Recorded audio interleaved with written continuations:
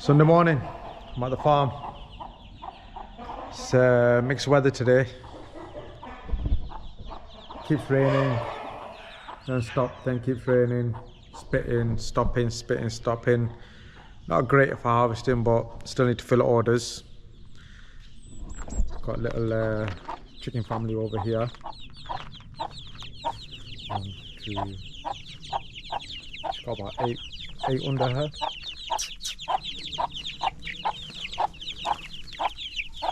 So she'll take care of them herself. So what we do is when they get broody, and it's their time, we'll just get eggs, put them underneath them, they'll hatch them, and they can usually take care of 7, 8 children by themselves. They just roam around here, walk around, eat from the fields, and when they're fully grown, they're like these lot over here. Alright. Yeah, so they'll take care of themselves growing up. They'll eat everywhere, so they just go around all the fields. They're free, and then they're good chickens. They're fully, well, if I say fully trained.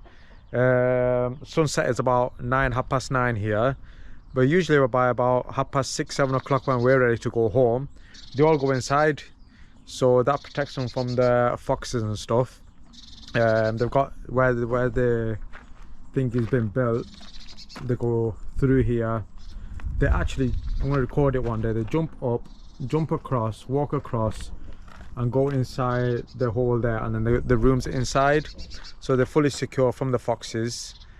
Yeah, which is good. Otherwise, if a fox comes, you don't have one of them, he'll have all of them. So if he finds five chickens together, what he'll do is he'll kill them all, and then he'll go bury them somewhere, and then he'll bury them somewhere and then eat them and eat them on another day. So yeah, you have to make sure they're protected, but they're good chickens are really good animals to have.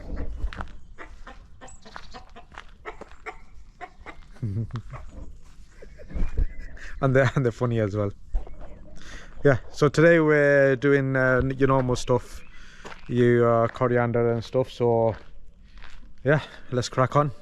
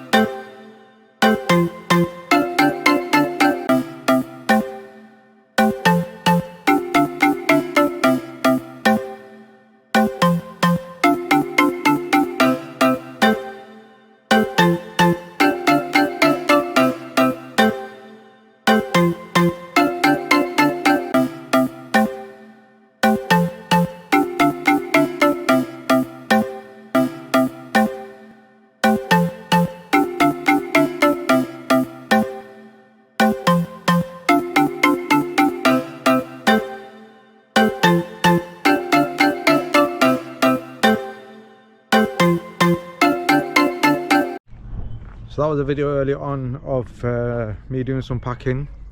So they cut it, and then my job is to pack it, 20 bunches in a box, and then stack it onto the tractor and transport it into the big shed and the fridge, which I showed you. And then yeah, it's a lot harder when it's raining and when it's wet, and because you've got all the waterproofs on and everything's a lot heavier. Your foot gets stuck in the soil, so it's a lot more difficult, probably twice as hard to work in the wet as it is in the dry. When it's dry and the sun's out and you know you're in your t-shirt and stuff, it's fine, it's easy. It's not easy because you're doing it all day, but yeah, it's much easier than doing it in the wet. Anyway, that's Sunday done. Now I'm off to Bradford. It's 7 o'clock to do the delivery, and then I'm thinking to do weekly episodes, so Sunday to Sunday. So if it is, please make sure you hit like share, subscribe, and all the rest of it. And yeah, I'll see you next week, if I do Sunday to Sunday, that is. Probably also seen in that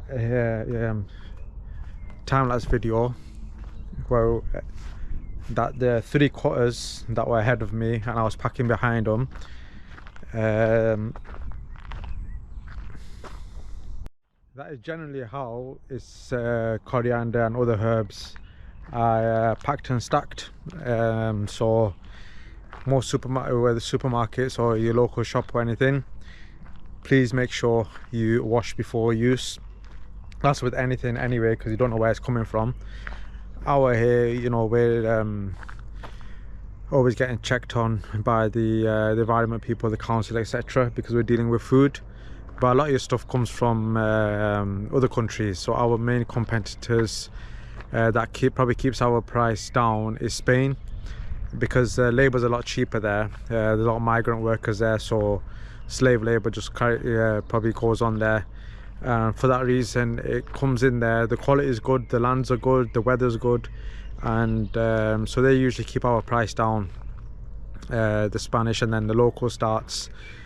And you know, the legislation in this country is different from others, so we're continuously checked on because we're providing food to people's plates, kind of thing. But from other countries, I doubt it. You know, I doubt it's that strict. So it is coming in from outside, so make sure you are washing, whether it's local or international, wash before you use anything, because you don't know what's been sprayed on it or what's been used on it or anything like that. And you've seen how, you know, we're picking it up and putting it in boxes and stacking it and all that kind of stuff. So yeah, it's washing before using is definitely something that I recommend on all of your fruit and veg that you'll be using.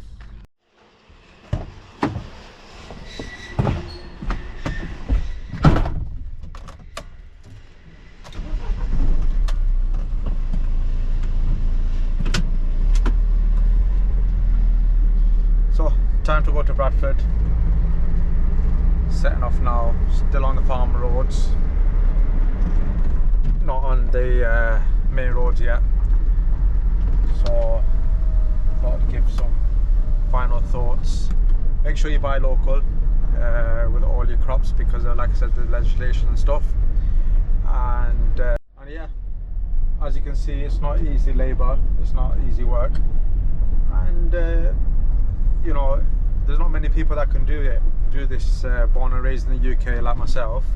The reason people like myself can do it is because we've grown up on the farm. So we're used to it. Our bodies have certain muscle memories where, you know, we can pretty much graft and do this graft anywhere in the world, because we've done it all our lives. But if you was to, most people that have not been used to this kind of labour, this kind of work, if you was to put them onto here and ask them to do it, especially for minimum wage, because you can't really pay more than minimum wage on the farms. Because, you know, we have to get it to the supermarkets and everyone. They want the product at the cheapest price possible, so they can get it to the customer, yourselves, at the cheapest price possible. So for that reason, we can only pay minimum wage. So you can't really blame, you know, the up and coming generation that, you know, that are not farming. You can't really blame them, because that graft, that work that we're doing today, it is hard, especially when it's windy. I mean, wet and windy.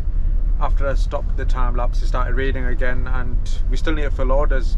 So even when it was raining, it wasn't raining hard. I would say, you know, it's a medium, but it was still raining, and we had to carry on.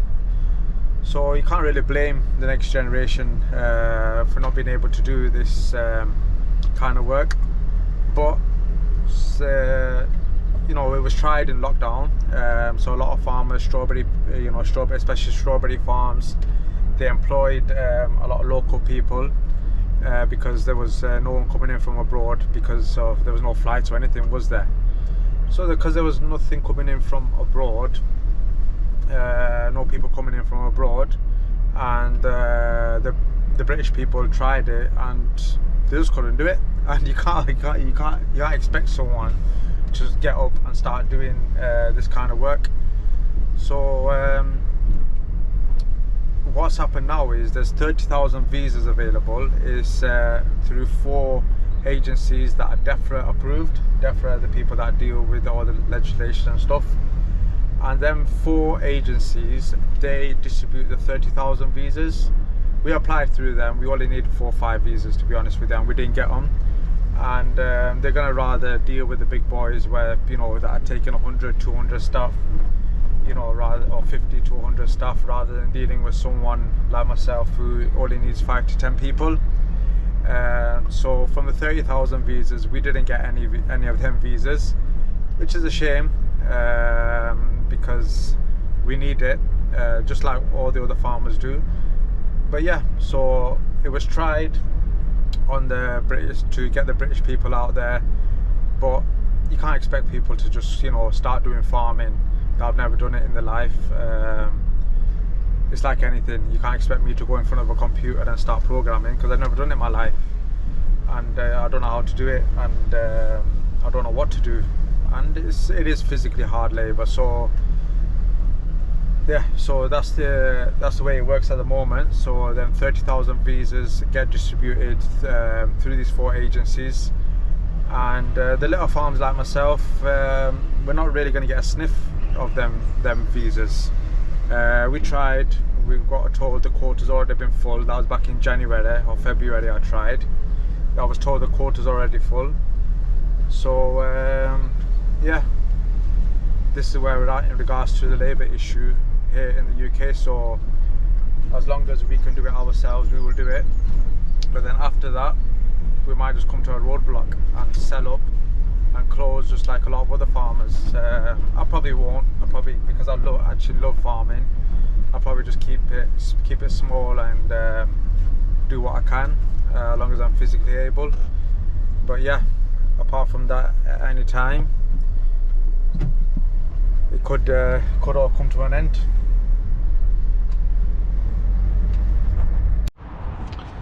Right, that's it. Delivery done. Bradford. Forklift guys come, unloaded everything. Job's a good one. Just need to put the delivery note in, and then we're done. Please make sure, like, share, subscribe, all that good stuff, and I'll see you on the next one.